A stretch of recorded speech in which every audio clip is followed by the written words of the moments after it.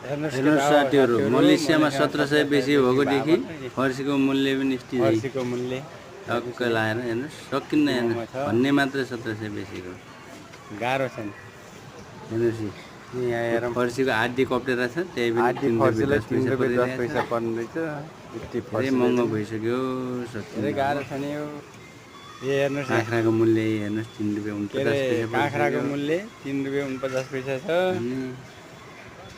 1700 बेसी भनेको छ। नेपालबाट मान्छे खिलेको छ होइन। यहाँ भने नि टमाटरको मूल्य महँगो छ, महँगाइ थाहा छैन।